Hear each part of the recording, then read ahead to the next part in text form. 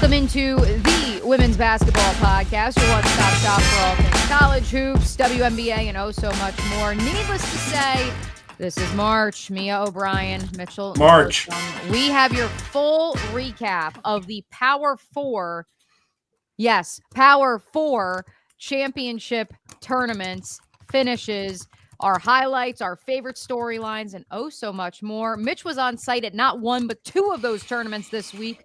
The Green Man, I think they're going to start calling him because of all the time that he spent in Greensboro and Greenville. But the biggest question that I have for you, Mitch, coming off of your whirlwind conference tournament weekend, which Greenville, Greensboro, Greentown has the better barbecue? Oh, that's a good question. I did have some really good barbecue in the arena. It was like a stand. They were, it looked like it was kind of home cooked stuff. Like they just kind of popped up a couple tables and it was towards some charity. I got a brisket sandwich. It was fire. It was really, really good. Was that in Greensboro or Greenville? That was in Greenville. But Greensboro does have good barbecue. I just don't know if you can get it in the arena. You have to go to a couple places outside of there. Well, I'm excited to hear all about the week that you had, as well as recapping the best of the best from this conference tournament week. I was, of course, in the throes of NFL free agency and much, much more. But, of course, still keeping a very watchful eye on some of our favorite teams, some teams that we both had on fraud alert that won championships somehow, some way this week, and much, much more. We begin, as we do each and every week, with our Her of the Week. And this one really kicks us off with this tournament week recap. Our Her of the Week is none other than TCU's Hailey Van Lith, given to her in large part because, as one friend told me, shout out Rebecca Kopelman, the character redemption arc is nearing completion. Let me rattle off some stats for you guys. TCU won its first ever Big 12 tournament and regular season title ever this year. Their first conference tournament title in general since they won Conference USA in 2005. Their first 30-win season in program history, their first NCAA tournament bid since 2010. This is the same team that needed to use walk-ons just to field a team not too long ago. Van Lith, for her part, 20 points in a championship game. Oh, by the way, there was all the weird Sedona Prince stuff going on behind the scenes that we're not even going to get into. The point is, when Hailey Van Lith announced her intentions to return for a fifth year and transfer from LSU after spending the first 3 years of her career at Louisville and go to TCU, people, they raised their eyebrows. They wondered, is this some sort of Adidas? Like, no, like what is happening? But not only has she rehabbed her image in the last 11 months or whatever it is now, Mitch, but she also, I think, has found her love for basketball again. Stuffing the stat sheet, I think, is important, yes. But as we've talked about on this podcast, the number of times that there would be videos from the TCU locker room and Hailey Van Lith was named the player of the game and she would just start crying because I think she genuinely found her love for the sport again and culminated it all. Now, still an NCAA tournament run to come, but certainly culminating it in a tournament win in Kansas City. No home court advantage, by the way, in the Big 12. Just want to make for those keeping score at home. We were wondering if there would be home court advantage, an all Texas final, and TCU prevails. Yeah, I for all the Sedona Prince stuff this season, not only the stuff behind the scenes, but I think some people have made the case, if you look at the numbers, you can make the case Sedona Prince has been their best player. I don't think that's the case. I think Hailey Van Lith has been this TCU team's best player, and I think she is the reason that they find themselves in the top 10 of the AP poll this week, in position to host, certainly, in the first round of the NCAA tournament. And now Big 12 champs for the first time ever. She had 63 points over those 3 games. She had 12 rebounds over those 3 games and 14 assists. I mean, just a really great weekend for her at the Big 12 tournament. And if you look at her numbers just kind of across the board, she's having, and you could say, well, it's her 5th season. Well, okay, but some players don't get any better. And Hailey Van Lith has gotten better. She has improved this season. Her shooting percentages are better. Her turnovers are better. Her assists are better. She is clearly a better passer and playmaker now at TCU than she was when she was at LSU or Louisville even. And I'm still not 100% sure if long term, if she is a WNBA player. Mm. But I think just because of like her size and a little bit of inconsistency we've seen with the 3-point shooting, but I think certainly she's going to get a chance. I think she will be drafted. Maybe she's a second round pick or something. She's going to, get a shot at a training camp or whatever. And I think certainly with the other options now that exist for pro players, for pro women's basketball players, Hailey Van Lith, let's remind everybody, was on the Olympic 3-on-3 team this past year and helped them win a medal. So if it doesn't work for her in the W, she could certainly have a long career overseas, a long career in Unrivaled. I think this is all positive for her, though. Everything is trending in the right direction for Hailey Van Lith. I wonder what's ahead for TCU. Just because I think things have the chance to get messy, not just the way with how their bracket is going to play out, but like when we get to the NCAA tournament, Sidonia Prince and Mark Campbell going to have to answer some questions about everything that's been going on. The thing that comes with making the NCAA tournament and hosting games and all that is mandated access by the NCAA. So you will have open locker rooms, you will have those people on the podiums. We're going to see. We're going to see how messy it's going to get. When was the last time they willingly answered questions on that topic? I don't think I have seen a substantial answer from Mark Campbell or Sidonia Prince. And, if anybody's wondering, you can go read the Washington Post story that's out there about a long history of documented allegations on and off the record about abuse and domestic disputes regarding Sidonia Prince. And I think that what we're also, I think, going to see is we're not going to see reporters necessarily treat Sidonia Prince with kid gloves because Sidonia Prince is 24 years old. She's been around a little bit. She's not your normal, 17-year-old college freshman or anything like that. So people are going to ask questions. Whether or not they actually answer them, that remains to be seen. But we've seen this before in NCAA tournaments, right? Like we saw it last year with Kim Mulkey and that Washington Post story, or Kim Mulkey and all the questions about Angel Reese, right? This is going to be like a bit of a side story for as long as TCU is in the NCAA tournament. So if Hailey Van Lith thought that she was escaping drama in that way, she was wrong. But aside from that, happy to see her get her flowers and get some hardware to go with it. Let's stay in the Big 12. Let's stay with the Big 12 championship and the Big 12 tournament. Again, final score, TCU 64, Baylor 59 in the championship game in Kansas City. By the way, I don't think if I've seen this season the final minute of regulation take longer in actual time than the final minute of the Big 12 tournament title game. But that's besides the point. The reason that this week's starting five is leading off with the Big 12 is not just because it's a perfect transition from Hailey Van Lith and the Horned Frogs' first ever Big 12 tournament title, but because, Mitch, I'm going to give you the floor. The court design. The court design at the Big 12 tournament. You penned the article for SB Nation. Allow our listeners who maybe they were watching. I know certainly you and I had already talked about it. My brother was visiting this weekend, and he and Kevin flipped on the game, and they both said, "What the hell is wrong with this court?" And they both go up to the TV and they're looking to see, oh, those are little 12s, but they're covering the whole court, and it makes the court look checkered. It makes no sense.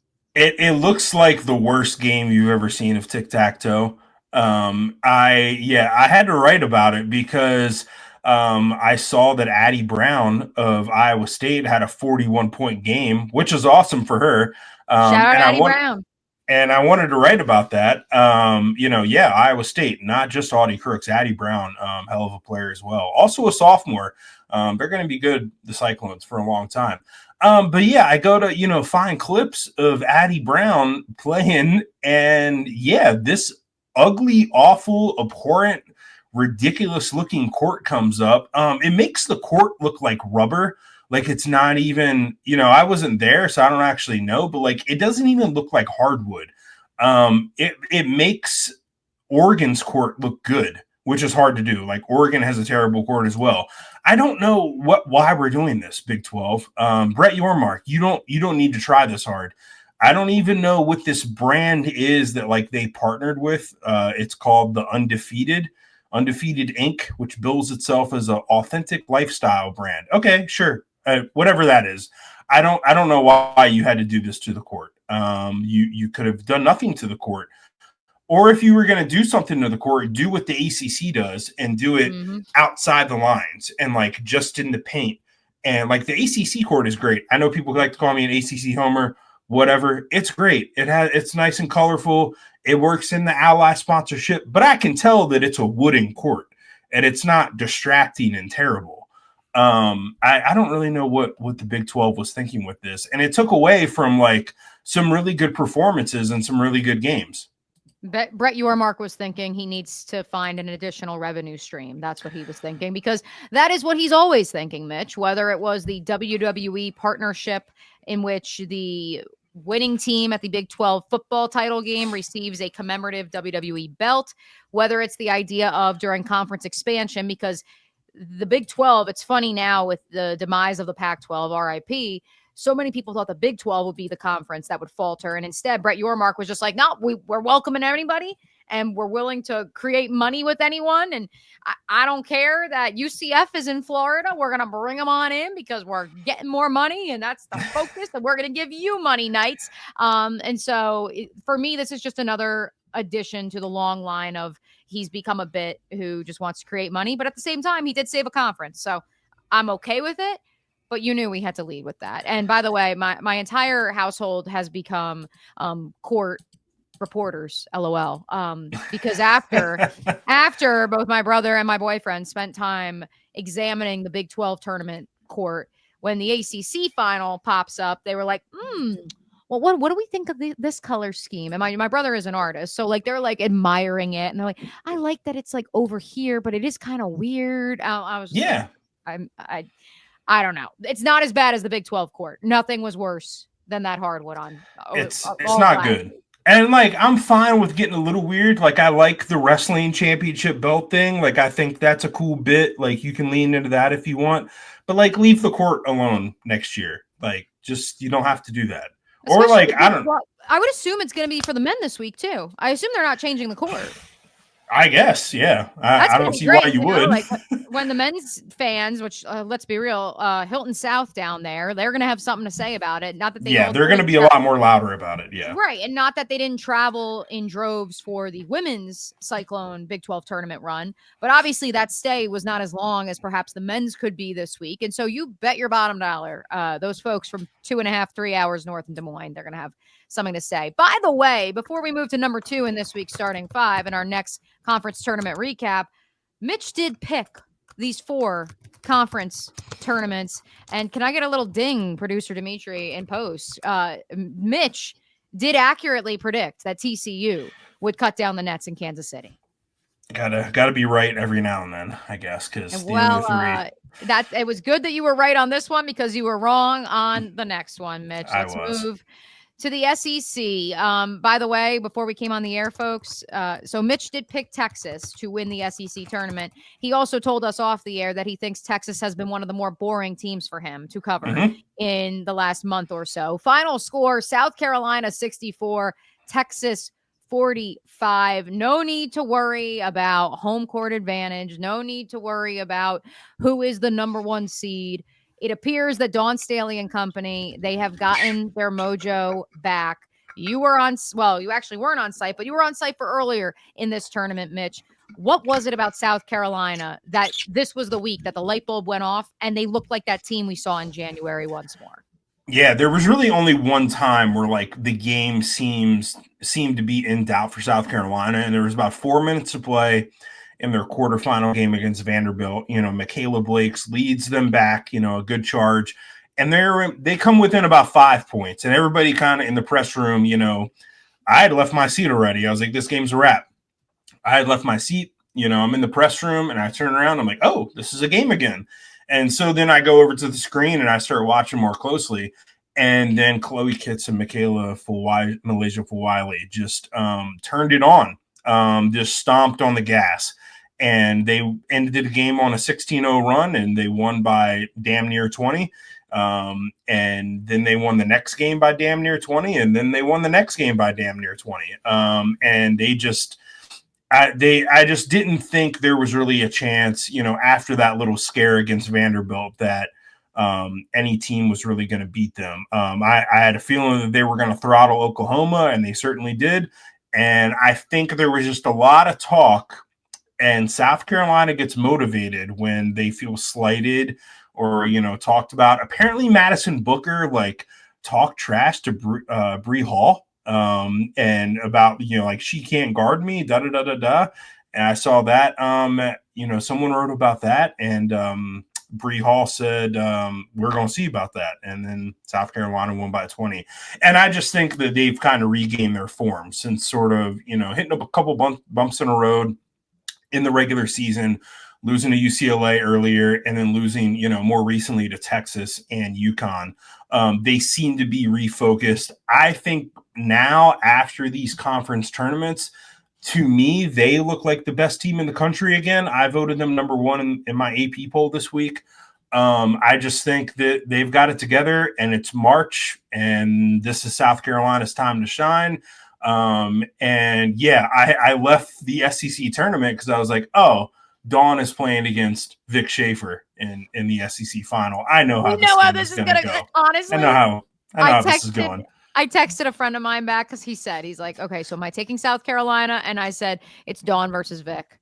Yeah. I feel bad for Vic, and I feel bad saying that, but it's just, that's just what history tells us. Let me ask you this, Mitch, because I want to make this comparison, but then when you actually look at the rotation that Dawn Staley uses and used on Sunday in the championship game, it kind of is counter to the argument I'm about to make, but maybe there's something else I'm missing here. I have discussed, as have several of my colleagues at 1010XL. There we go. If you're watching on video right now, my day job, the flagship of the Jaguars and the Florida Gators, we have discussed the idea of Todd Golden and the Gators men's basketball team, how when they were a top 15, top 25, top 5 even team in January, that was with a rotation that was like 7 or 8 deep. And as soon as, number one, they had a string of injuries that they were able to overcome because Micah Hand-Logden took the red shirt off. He was going to be medically red shirting, and he said, no, I will play. I will burn the red shirt. Coupled with Urban Clavzar working his way into the rotation, coupled with the emergence of Denzel Aberdeen and Thomas Howe, 2 outstanding super sophomores, or I guess Aberdeen's technically a junior. But anyways, point being, the emergence of those younger players who otherwise were rotational pieces at best, but now being instrumental pieces, that took Florida's ceiling from being a top 15, top 10 team to actually being a top 5 team with the potential to win the national title. And that switch occurred mid-season. And so I ask you this is the same South Carolina rotation largely. They go 10 deep. It's the same rotation we've seen throughout the course of the season.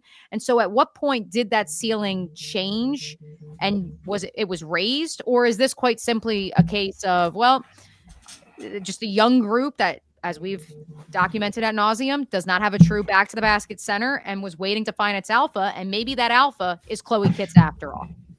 Yeah, I think it's her and Malaysia have sort of taken turns as the alpha, is what I saw at the SEC tournament. There were times where, she was really the go-to player. There was times where Fawali was, just that one person wrecking ball like we've seen. And then in that title game, Tessa Johnson really stepped up and played well after having a couple of games in a row, frankly, where she really wasn't all that good. She really came up big in that title game, came off the bench and scored 14 points, hit a couple of threes. I think after that UConn loss, I think what we've seen now in these past couple of games is just them, refocusing and figuring out, okay, we don't have Ashlyn Watkins. We don't have a dominant center. Let's lean into what we do have, which is a really talented and versatile and athletic guard in Malaysia Fawali. And I think you've seen Dawn give her some more freedom to make mistakes and to try stuff, but also to maybe not influence play the the best game. defense, but maybe try to figure it out. Sure. I mean, like there were moments. I mean, that Vanderbilt game was like an all-timer from Fulwiley, and not only I talked to her afterwards, and she had this play at the end of the first quarter where, she poked the ball away from Vanderbilt, dribbled to the top of the key, and flushed a three at the buzzer, and she was basically just like, "Yeah, I just noticed she was like dribbling the ball kind of loose. So I was like, well, let me try to steal it." And then once I got the ball, I was like, oh, well, I guess I have to shoot it now. And well, that worked out. That's So simple. That's all it takes. yeah. And yeah, ChloeKitts, I think is like one of the best, like true power forwards in the country. And they're figuring out different ways to use her. So I think like it's a much tighter, it's a little bit of a tighter rotation now too. It's really, I think like 8 players, like it's their starting 5, and then you bring in Joyce Edwards, Fulwiley, and Tessa Johnson off the bench. And then when you play against against Oklahoma, like you're playing against Reagan Beers, so you play more minutes for Miriam Dauda, who is another post that they can bring off the bench and throw her at Beers. And they really, I mean, what they've really done, I thought, over the past couple games is like focused on defensively on the other team's number 1 player and just like eliminated them essentially.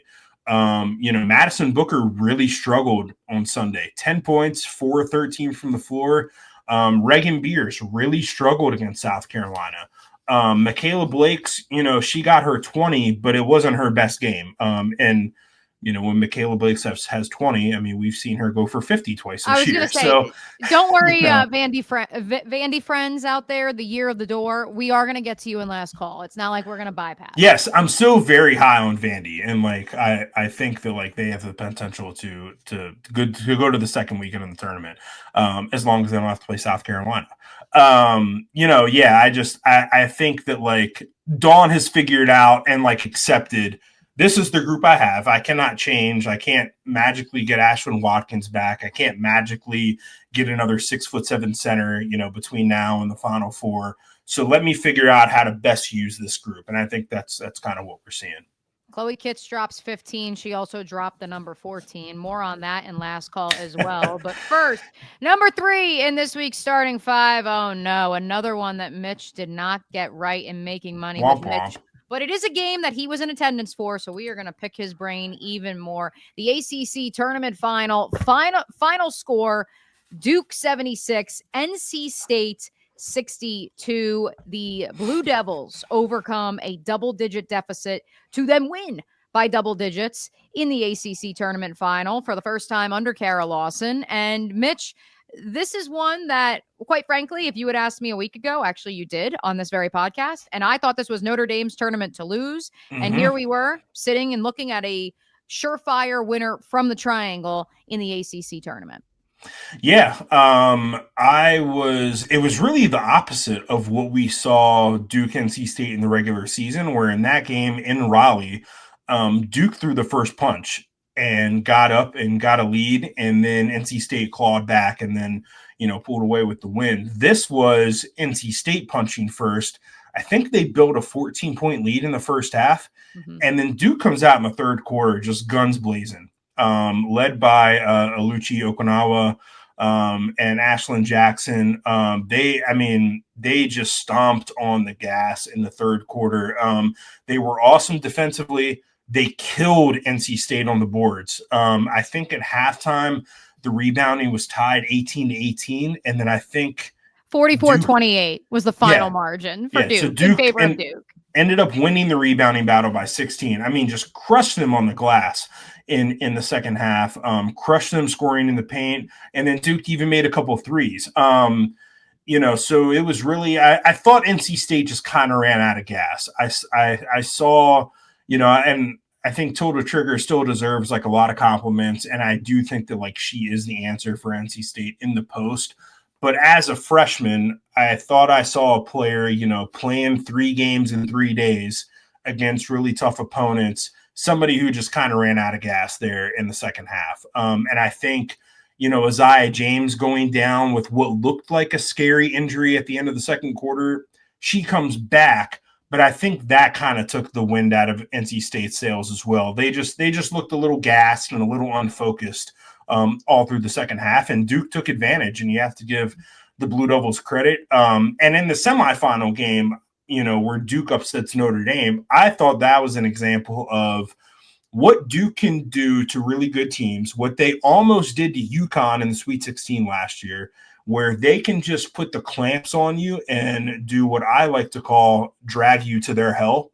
And they turn you over, they out rebound you, they don't let you make threes, like they just lock you up defensively. And that's been the identity of these Kara Lawson teams, has been defense first. Let's be really, really good at that, and then the rest will come. And we saw that Sunday against NC State as well. 2 22-point scorers for Kara Lawson's Blue Devils. Meanwhile, 3 scores in double figures for the Wolfpack. And that's what's so fascinating, Mitch. As I'm watching this game, I was self-admitted, I was also at a friend's birthday party. And so I'm following along. I watched on the phone a little bit. And what was so funny about it was I look at the beginning of the second quarter, and someone had tweeted, Isaiah James and Zoe Brooks are going to be, one of them is going to be most outstanding player for the tournament. And then I get in the car and I look and I'm like, oh my God, Duke is up double digits. Like, what happened here? Mm-hmm. And I think that's what's so wild was the pendulum swings. Could you feel it in the building? Just the literal momentum shifting? You could, because that building was, I would say, 80% NC State fans on Sunday. And when Duke goes on that run in the third quarter, and then when they get up by like 14 in the fourth, I mean, it just got real quiet for the folks in red. And I think Aluchi Okinawa is, I think I saw this somewhere, she's the first player to be ACC tournament MVP off the bench, like the first non-starter to win it, which I think is really impressive. The other thing that struck me that an assistant coach for Duke told me yesterday was that Duke is one of 3 Power 4 teams this season that didn't lose a transfer in the offseason. Wow. And I think that speaks to the sort of culture and continuity that they've built there in that program.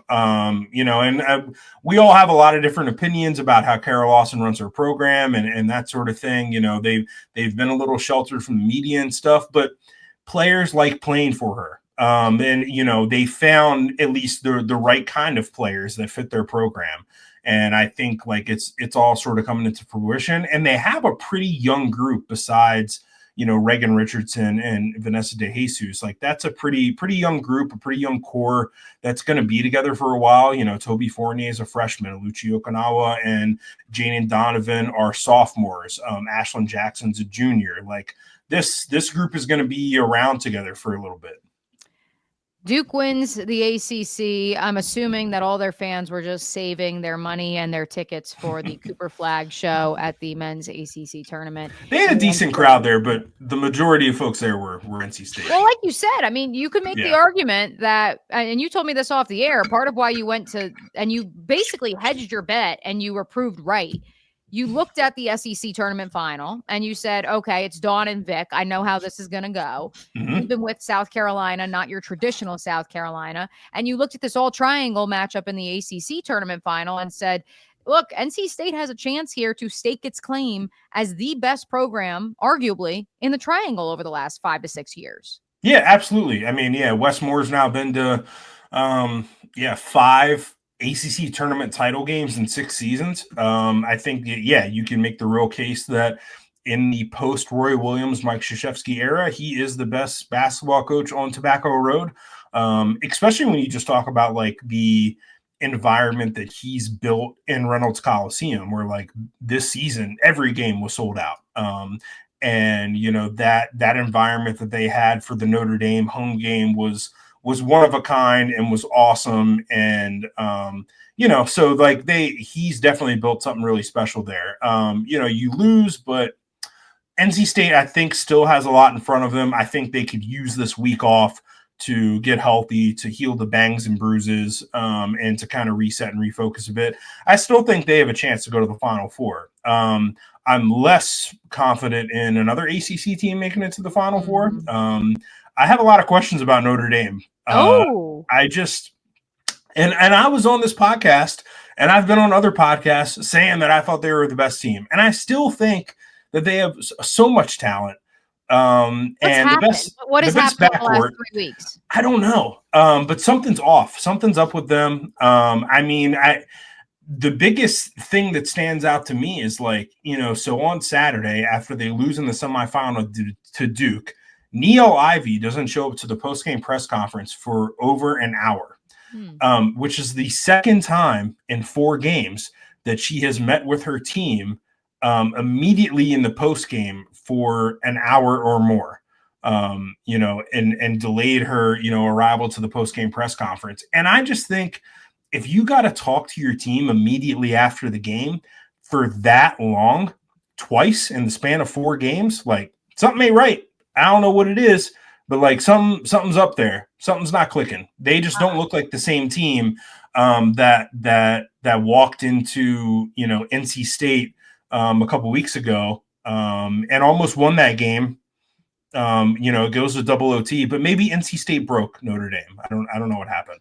It's funny you should say that in those terms, Mitch, because I too have covered a coach, Doug Peterson, who also in the span of 4 games in 2023 decided to have hour-and-a-half long post-game discussions with his team and with ownership, and in turn make the reporters wait. And during that same 4-game stretch, there also was a now notorious Monday night game in which not only did Trevor Lawrence suffer an ankle injury, Christian Kirk had the groin injury that, of course, has proved to be the greatest omen perhaps in Jacksonville Jaguars folklore, because since that moment, they are 5-23. I don't wish that upon Niele Ivey and Notre Dame. But what I will tell you from personal experience, having covered that team over the last 28 games, something broke mentally. And I don't want to say like they're mentally broken or something, but something broke in terms of the confidence of that locker room in that moment, that many of them have been very transparent. The first 11 games of the season, when they were 8-3, they felt like they were playing to not lose because they couldn't stand the thought of, oh no, we can't lose. And that's where my fear from a philosophical standpoint is for Notre Dame. Was this just simply playing not to lose? And now that you have lost, you can't get out of your own way and you're allowing it to snowball further and further. Yeah, I mean, even in their wins that they've had since that NC State loss, they just haven't looked the same. I haven't seen the same. There.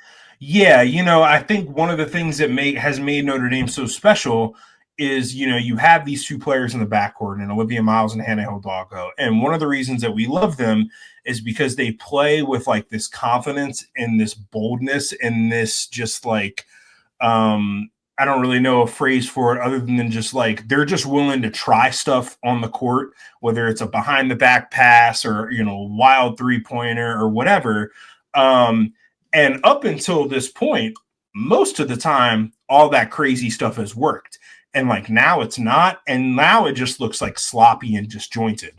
And before, like when I saw them play at North Carolina in January and they whooped the Tar Heels, it looked like, poetry. And like, it was just one of the best, performances by a backcourt that I had ever seen. And now it doesn't look right. And I can't quite put my finger on what's going on. But something feels off. I led the program by saying that there was one team that won a tournament title that we both had on fraud alert, and that team is the UCLA Bruins. Yes, 2 schools that are 14 miles apart had to travel over 2,000 miles to get to Gainbridge Fieldhouse in Indianapolis and play in the championship game of the Big Ten tournament. Final score, UCLA 72, USC 67. Mitch, after Juju Watkins put up 2 30-plus point performances in the previous 2 meetings between these 2 rivals, was this quite frankly just a matter of it's tough to beat a team 3 times in one season?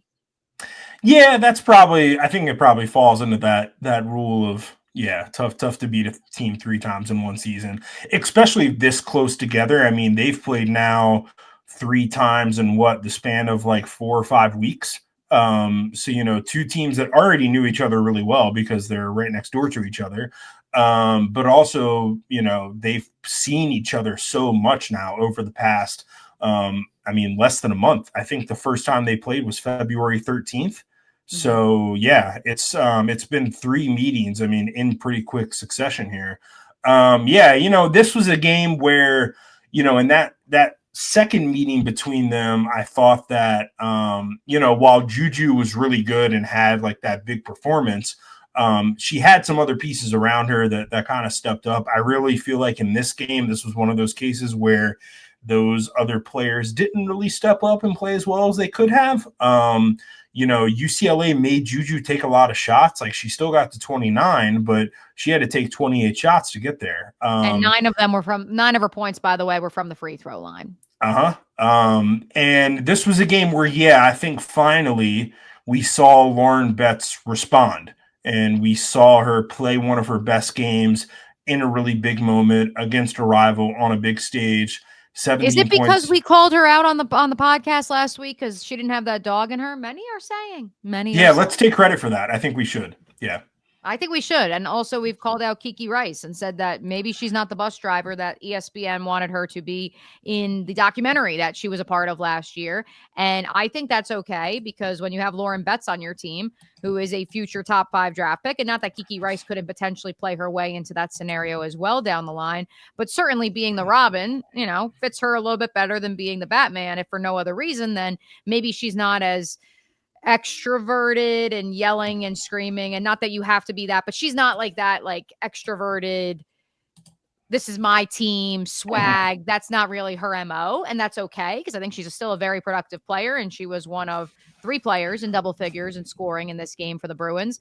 Ultimately, for me, like I'm still not entirely sold on UCLA. I still have questions. I'm with you.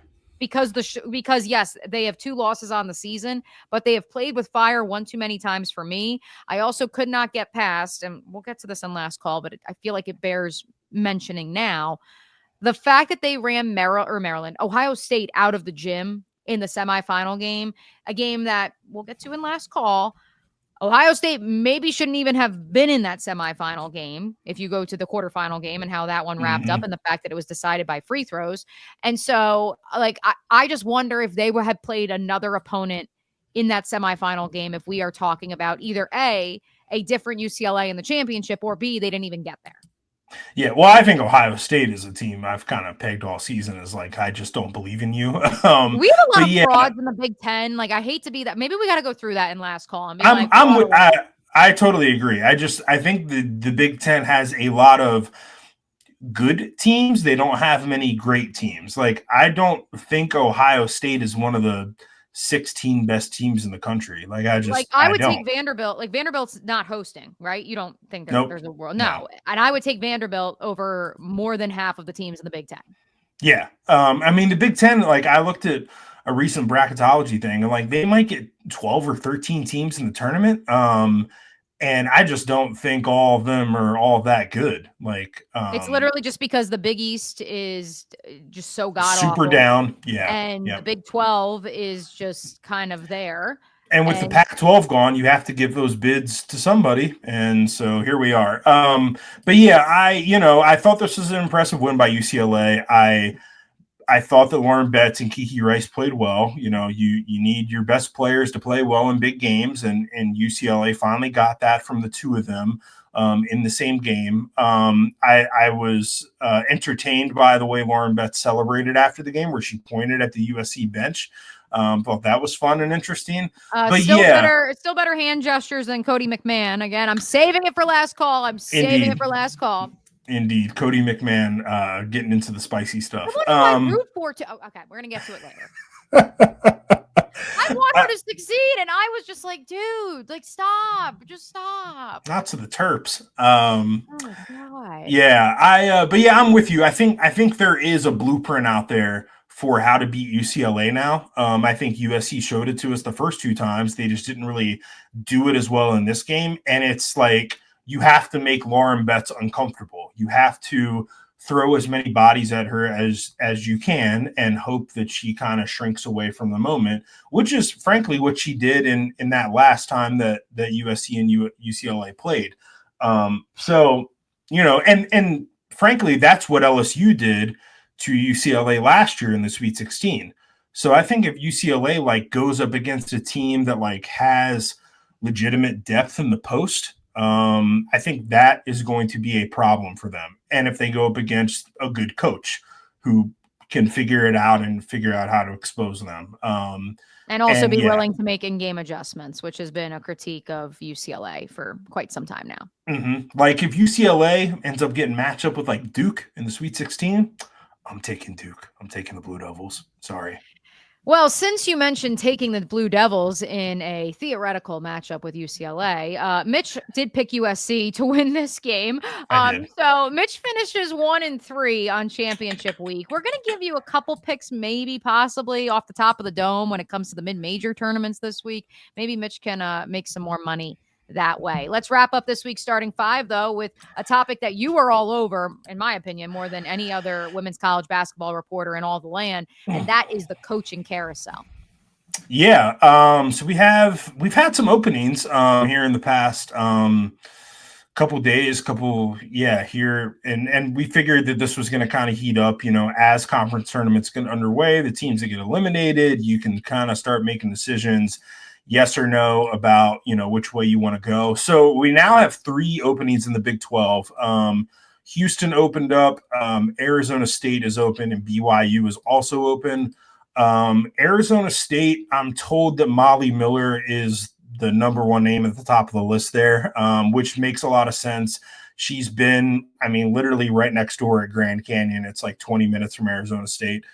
She's 38 years old, one of the hottest, rising coaching stars in the business. She's, 113 and 37 in 5 seasons at Grand Canyon. Eyeing her first NCAA tournament appearance there, had a lot of success at the D2 ranks. But yeah, if she's the pick at Arizona State, she ain't even going to have to move. So that makes a ton of sense there. There might be some other names in the mix at Arizona State. I think Brian January makes a lot of sense. She's one of the best Arizona State players ever. Now coaches in the G League. Previously was an assistant at Arizona State and in the WNBA. Nikki Blue is also a former Arizona State assistant coach who's been in the W now for a while, was the interim coach for the Mercury there for a little bit most recently. BYU is also open. I had to do a lot of research about this job and digging because, BYU is a unique place and an interesting place. And this opening was interesting to me because BYU has one of the best freshmen in the country on their roster in Delaney Gibb, who was the Big 12 Freshman of the Year. She averaged 17.4 points per game, which is the 4th most amongst all freshmen nationally. But yeah, BYU ultimately decides to part ways with Amber Whiting, who was hired after coaching in high school and not having any other college coaching experience, which brings me to kind of the point with BYU is the big obstacle here is you have to find a coach who has some sort of connection to LDS. It's a requirement even after the quarterback situation. So I was told that it's not it's not written in the books requirement. Right. They had a Jewish kid played quarterback. I think we've opened up Houdini's or Pandora's box. Anything is possible. That said, they only have one varsity head coach who is not an LDS member, and that's their women's cross country coach. But she is married to someone who is an LDS member. So, finding the right candidates here was kind of hard, but I think there's a couple that jump out right away. Adam Wardenberg is somebody who used to coach at an LDS school, Division III, Southern Virginia University, and had a lot of success there as their D3 head coach. He was D3 Hoops Coach of the Year once. He's been the associate head coach most recently at Air Force. Morgan Bailey is perhaps one of the best BYU players ever. She is now an assistant coach at Utah. So, just a hop, skip, and a jump away. There's also a chance they keep this one in-house and hire Lee Cummard, who is one of the best men's players ever for BYU and has been on the women's staff there for the past couple of years through now 2 different coaches. So it's possible that he just gets the job. So that's the Big 12. To transition to the SEC, I found out this today. This is the one that we talked about last week. You didn't anticipate this many openings in the Southeastern Conference. No, yeah. So I'm told that Jeff Mittie is the top target at Missouri. And it makes sense for a couple reasons. Like, I think if you're Jeff Mittie, you're basically you're kind of maybe Tapped Kansas out. State has kind of run its course. Aoka Lee is at the end of the line. Serena Sundell is a senior. Maybe you've kind of run your course there. The Missouri AD worked at and graduated from Kansas State. Jeff Mittie's buyout is $650K, which I'm told is, it's not cheap in women's basketball circles, but it's also not prohibitive for an SEC school like Missouri. Missouri has also interviewed Sharman Smith, the coach at Cal. And that one makes sense on a couple of levels in just the fact that Sharman Smith is from St. Louis.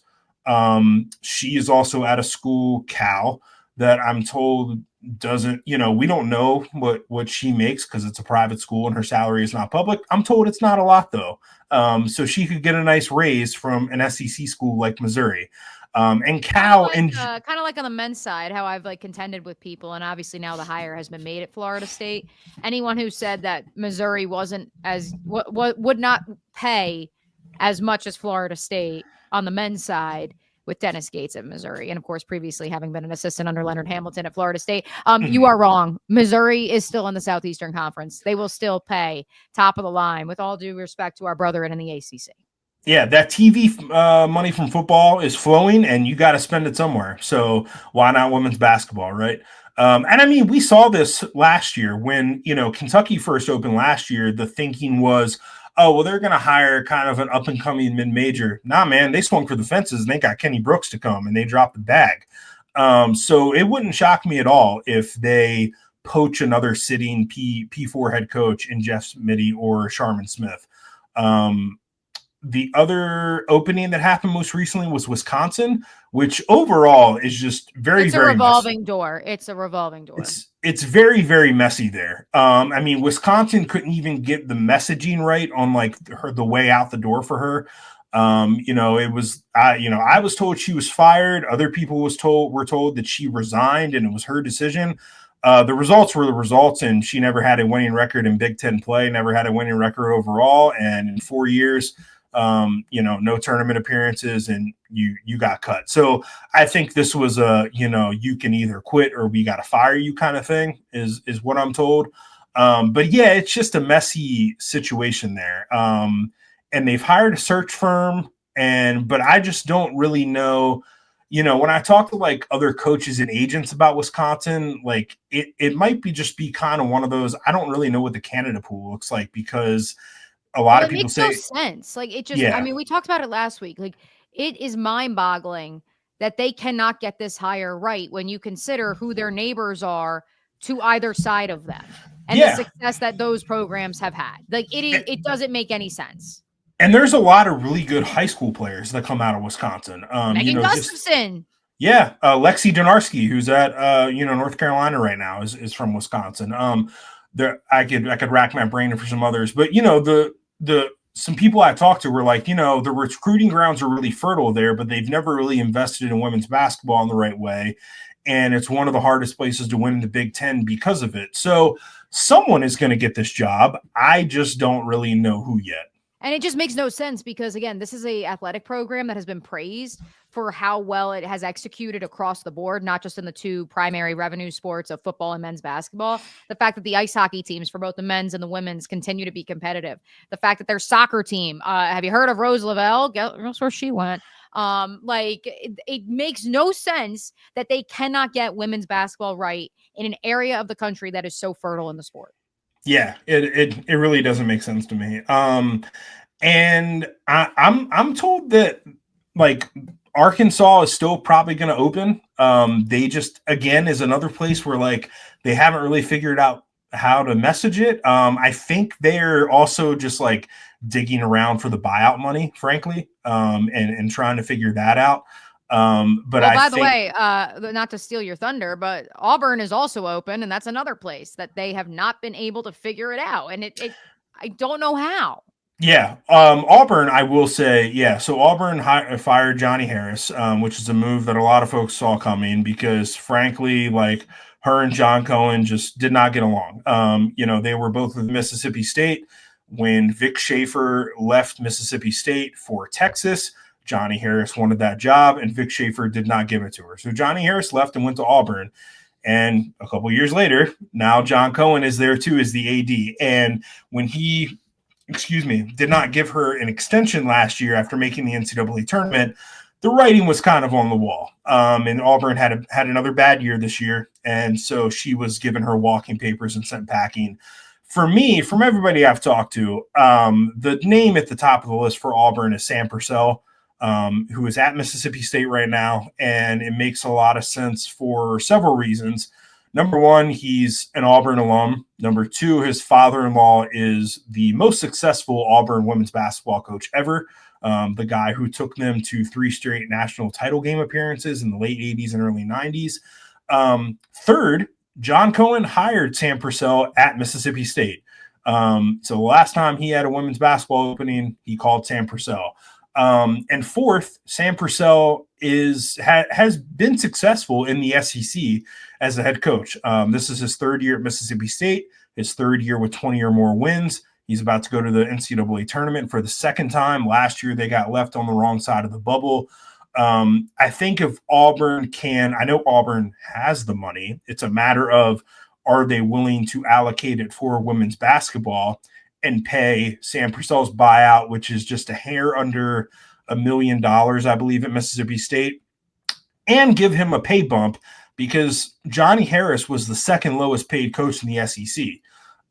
So if you are going to swing for Sam Purcell, bring an alum back home, all the connections I already previously mentioned, you got to come up with that buyout money, and you probably got to give him a nice pay bump. We are about 50 minutes into today's program, and we have just wrapped up this week's Starting Five, folks. But we knew that would be the case because so much of today's program is about recapping the Power Four conference tournaments. Mid-major tournaments are on the horizon here, the 2nd full week of March. And Mitch, for you, this is a very interesting spot. We're going to hit Chef's Table. We're going to hit Making Money with Mitch. We're going to kind of combine the two together because not a lot of betting lines out there. And as you put it so kindly in our rundown, we are very much looking ahead to the NCAA tournament. So just an entree this week, no appetizer, no dessert needed. We're on a diet. We're on a diet, which ironically, I actually skipped lunch today because I feel that way, knowing the Players' Championship is here in Jacksonville this week, and thus I will be eating a lot of free food. Oh, and then March Madness next week too. So I feel that. I appreciate that. We're trying to get on the straight and narrow here. But that entree, as we do hit our Chef's Table this week, it's a pretty meaty one, is it not? Yeah, for sure. So this is Friday night. This is the start of Ivy Madness. We got Princeton against Harvard. This is Friday night, 7:30 p.m. Eastern on ESPN Plus. Ivy Madness is a tournament that's just 4 teams. They do semifinals and they do final, pretty quick. But the Ivy is super interesting this year because this could be potentially a 3-bid league. I think it is most certainly going to be a 2-bid league. I think Harvard actually right now, despite being the 3 seed, has the better odds of getting that at-large bid than Princeton does. They just have the better resume, more non-conference wins, more impressive wins, all that stuff. That win over Indiana still looks really good for Harvard. So yeah, this, I think if you want a 3-bid Ivy, if you're somebody who's rooting for that, you would be rooting for Princeton to win this game and get to the title game, and probably you would want them to beat Columbia in the title game as well. Because Columbia was your regular season champ. They have the best at-large resume of all 3 Ivy teams. They are certainly going to be an at-large team. And then I think one or two of these teams, Princeton or Harvard, maybe both, is also going to get into the NCAA tournament. And we're at least going to have a multi-bid Ivy League for the 2nd straight year. Which that means there's a chance that the Ivy League is a 2-bid league, if not a 3-bid league, and the Big East a 2-bid league. Yeah, I think the Big East is locked in at 2. I think it's going to be UConn and Creighton. I don't see a path for, I think the 3rd Big East team in line was Seton Hall. Yes, and I'm not sure that I see a path in for them at this point. They were going to have to make a run to the final, I think. And I think I'm looking at it now. Charlie Cream doesn't even have him on his next 4 out. So the Big East is a 2-bid league. The A10 is also a 2-bid league. After we saw the upset there in that tournament where Richmond gets knocked out in the semifinals by St. Joe's, and then George Mason wins that league's auto bid. Richmond is definitely going to get an at-large bid with the resume that they have. I'm interested to see now, James Madison lost today in the Sun Belt final to Arkansas State. I think they're going to get left on the wrong side of the bubble, and I think the Sun Belt's only going to be one big lead, despite James Madison's resume. So we'll see. That's also bad news. The multi-bid, mid-major leagues, bad news for a team like Virginia Tech. Let's hit a couple of those mid-majors with our special edition mid-major Making Money with Mitch. And we don't have actual lines on these, but let's just give you a little bit of a primer as we come out of Power 4 conference tournament week and look ahead to mid-major conference tournament week in women's basketball. As I alluded to, Mitch 1-3 last week in picking the ACC, SEC, Big 12, and Big 10 champion. 22-21 though overall, still a winning record. Let the record show. Print the shirts. Hang the banner. Right. Ivy League. Let's start there, Mitch, since we were just there. For you, how many teams make it and who is winning the Ivy League tournament this week? I think that 2 teams are going to make it. I think that Princeton might get left on the wrong side of the bubble. I think we're going to see Columbia Harvard in the final. And I think Harvard is going to beat Columbia. I think that's how that's going to go. And I think Harvard will be your auto bid, and then Columbia will get the at large. I feel pretty confident about that. But we'll see. Princeton has potential to shake things up. But as a betting pick, I'll take Harvard and Harmony Turner to win the league. And of course, the selection committee knows all too well that Princeton has performed admirably when it does make the NCAA tournament. So perhaps that maybe factors in a little bit. But as we documented on last week's show too, all 3 of those teams, quality non-con wins against major programs outside of the Ivy League and outside of even the quote unquote middle to low mid-majors. Let's hit some other mid-major conferences. And again, folks, I have not told Mitch which conferences I'm throwing at him. And so this just shows you why he is truly your one-stop shop when it comes to women's basketball, not just our podcast, but Mitch himself. The Valley. I'll do my best. The Valley, a conference that is so near and dear to my heart. Wait, which Valley? Oh, well said. The Missouri Valley. Duh. Okay, Missouri Valley. Listen, I mean, Arch Madness in St. Louis, yes, for the men, but there is nothing like Moline, Illinois in March. There is nothing like it.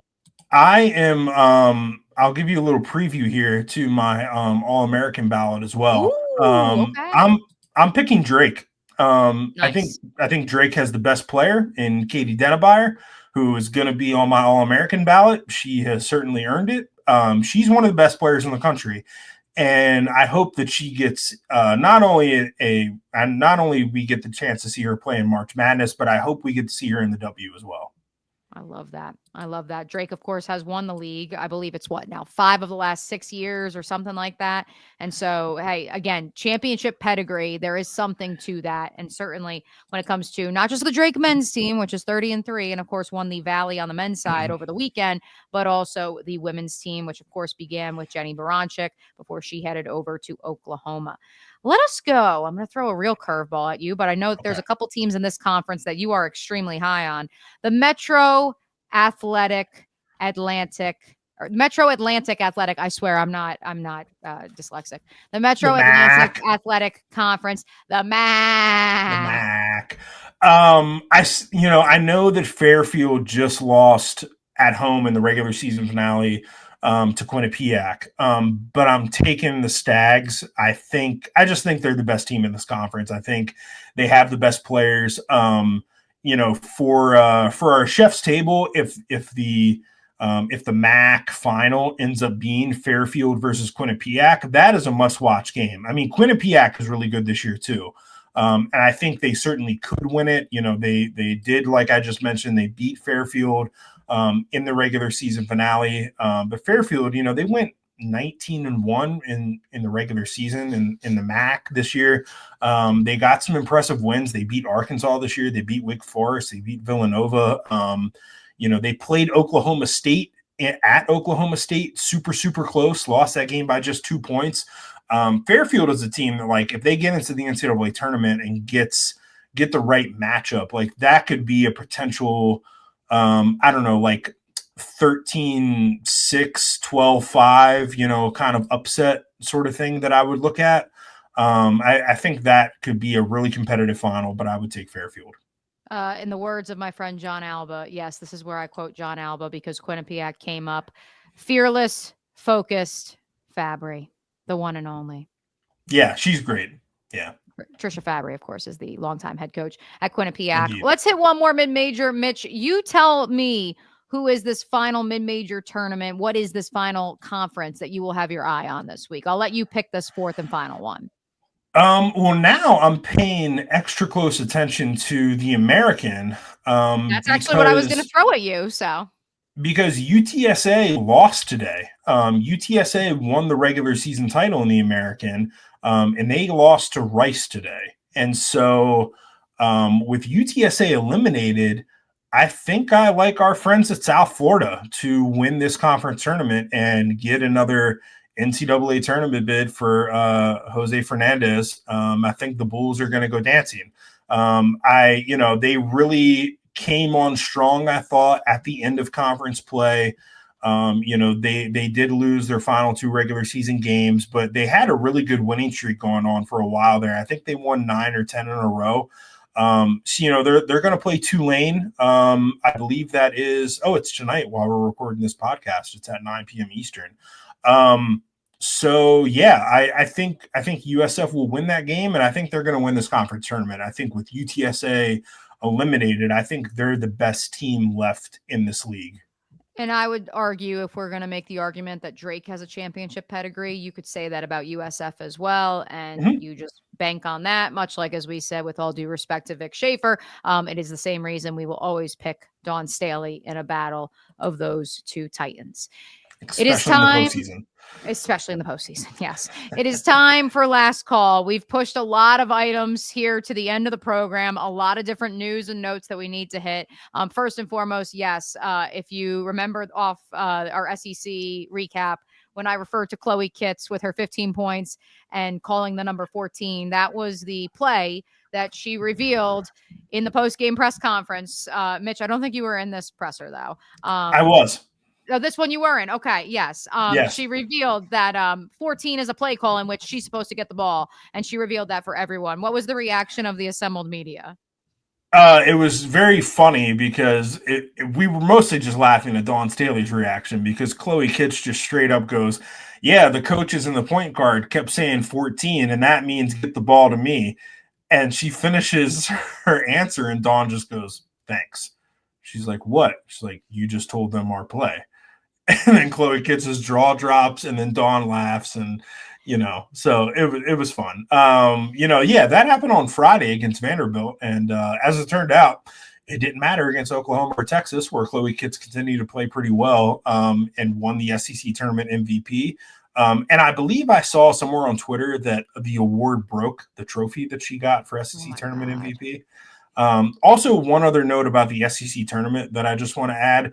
So Greg Sankey was there on Saturday and Sunday as well. But did he bring his coin? Did he have? Yes. So that's the point I want to make. No way. He had the coin on him. He keeps that thing on him. Had the coin in his pocket. And was carrying it around at the SEC tournament. So props to Greg Sankey for Listen, yes. Amen. Flex. It's fine. Flex, and also what he's been able to do for women's and men's basketball, the investment over the last decade by the SEC.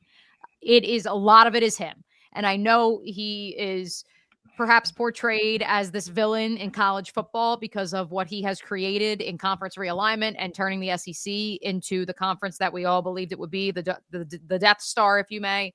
In the same vein, he is the reason that the best conference in men's and women's basketball this year was the SEC. Yeah, he can be both. He's allowed to be the hero and the villain. Speaking of Vanderbilt, for the first time in school history, Vanderbilt defeated Tennessee twice in a season. We mentioned some of the other late season collapses, i.e. our friends at Notre Dame, but Killa Kim and Tennessee, dude, what the hell happened over the last 3 weeks? Yeah. I mean, Mitch sat here on this very Yeah, program. I was hopeful that I would. Yeah, I mean, you sat here on this very program. I think there was a little internet lag there, Yeah, I but just yeah, you said on mhm. this very program that like you were like, I can't believe that they are going to be a lock to host, and now all of a sudden they're not. Yeah, they were the ones in the latest top 16 reveal that moved up, I think, the most from the first to the second one. I believe it was 4 spots. And since then, they have lost, let's count them, 1, 2, 3 of their last 4 games. And their only win was over Texas A&M. And one of their losses was at home to Georgia, which is a quad 4 loss, which is not what you want. Yeah, I mean, it's not good. I if you're Tennessee, I think Tennessee really need it. They need rest, and refocus to get to the NCAA tournament. We know you had some Wi-Fi issues earlier in the day, Mitch, so we're going to get out of here. But I do want to hit 2 more very quickly just because you were on site. So I'm just going to say the floor is yours. And then we, of course, will close with Iowa and my mini rant. But Kim Mulkey, unfortunately, suffered a death in her family, was not at the SEC tournament initially. Things took a very weird turn, though, when she did return. Obviously, a significant injury to Anissa Morrow. She has assured us that she is going to play in the NCAA tournament. You got questioned, or someone got questioned for a mozzarella stick. Yeah, the floor is yours once more, my friend. For what exactly That went down was in Knoxville.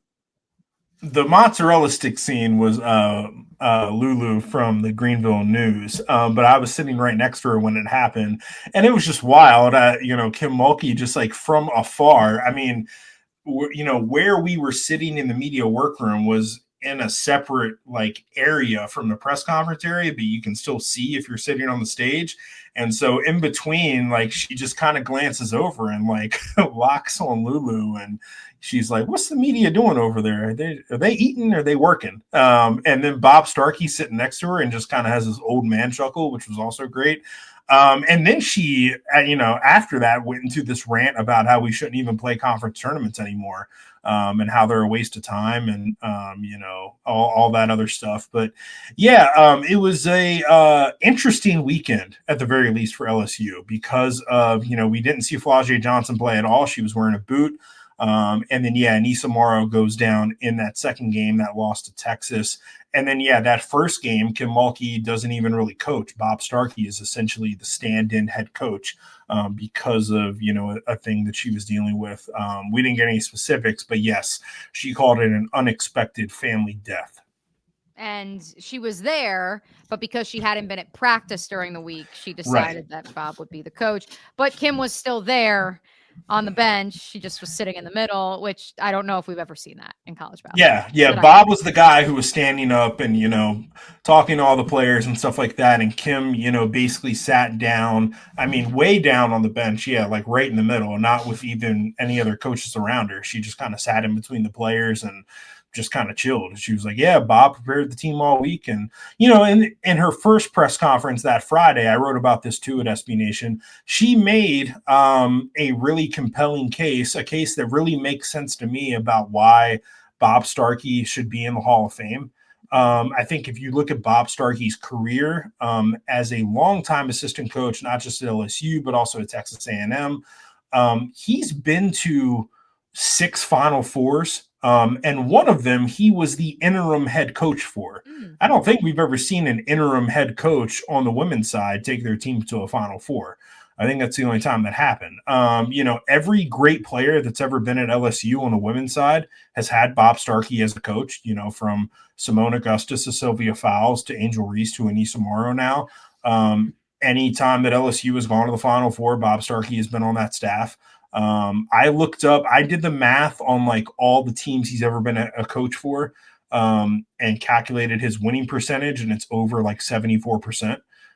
So if you have Bob Starkey on your staff, you win. And he was the interim coach for a Final Four team. I think all those, that's validating. Like, put him in. Which Bob Starkey, of course, coached Hailey Van Lith last year. I feel like this is perfect symmetry to like go back to the top of our show and end here.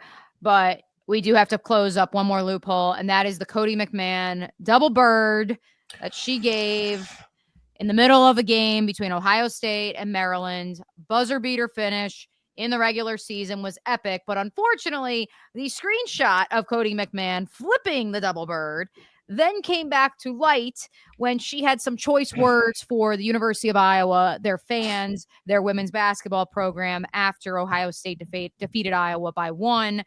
And the only reason they defeated them by 1 in that Big Ten quarterfinal was Cody McMahon with free throws in the final 10 seconds of that game. I feel bad because I root for Cody McMahon, even though I root for Iowa, because I think she's an elite talent in the Big Ten.